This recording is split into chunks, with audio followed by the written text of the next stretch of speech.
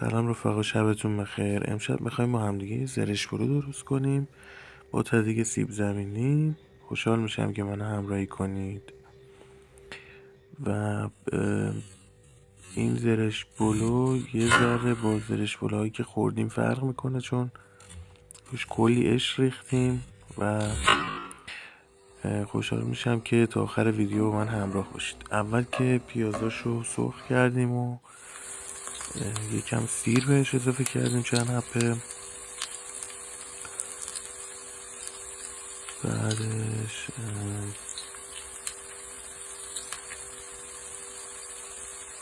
یکم زردچوبه بهش اضافه میکنیم و تفت میدیم.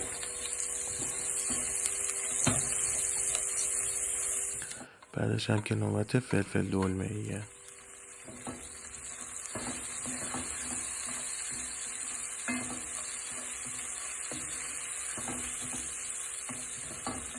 خب توی ظرف دیگه هم سسمون رو درست میکنیم. اول رب رو میریزیم و بعد از اینکه رب یکم تفت خورد بهش آب گوجه فرنگی، یعنی پوره گوجه فرنگی اضافه میکنیم.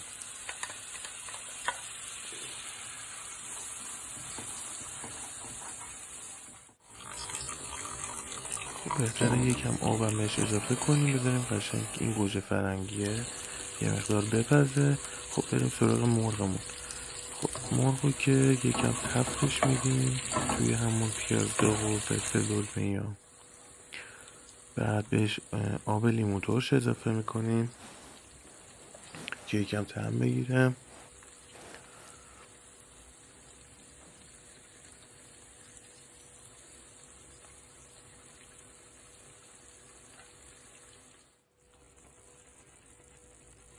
خب بعد به سسمون یکم کره اضافه میکنیم.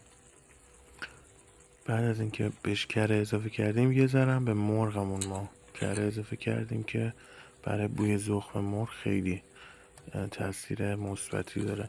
حالا اومدیم به سسمون یکم رزماری زدیم و ادویه کاری و پودر سیر و نمک.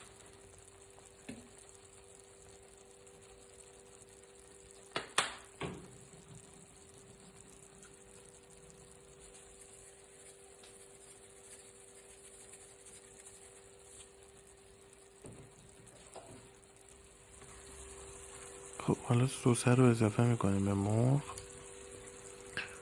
که قشنگ طعم بگیره با اون سسمون. یکم هم بهش آب اضافه باید بکنیم و بذاریم برای خودش بجوشه. درش هم میذاریم که قشنگ مغز پخت بشه. میریم سراغ برنجمون. خب من چون تدیگ سیب زمینی میخواستم، اول سیب زمینی ها رو حلقه‌ای خورد کردم.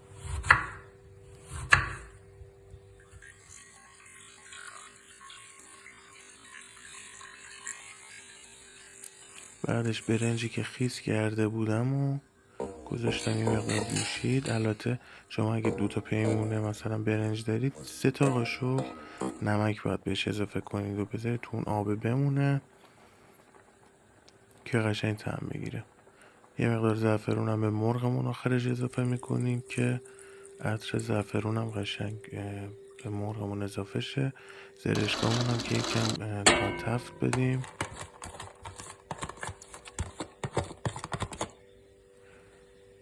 خیلی بچه ها نباید بذارید بمونه زرشون زود سیاه میشه.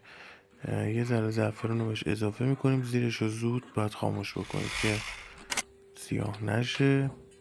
بعد برنجمون رو آبکش میکنیم و سیب زمینی ها رو الان میذاریم کف قابلمه.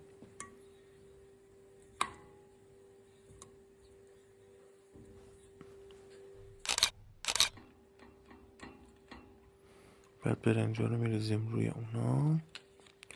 حالا من چون سیب زمینی زیاد آوردم یه مقدار لابلای برنجم سیب زمینی رو گذاشتم که حالت بخار پز میشه.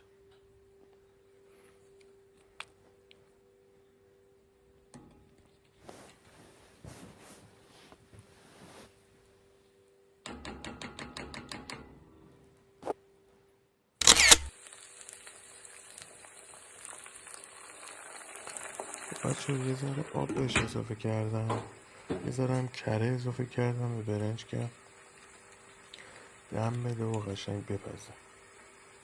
زیرش هم باید کم کنید که تا قشنگ دم بکشه.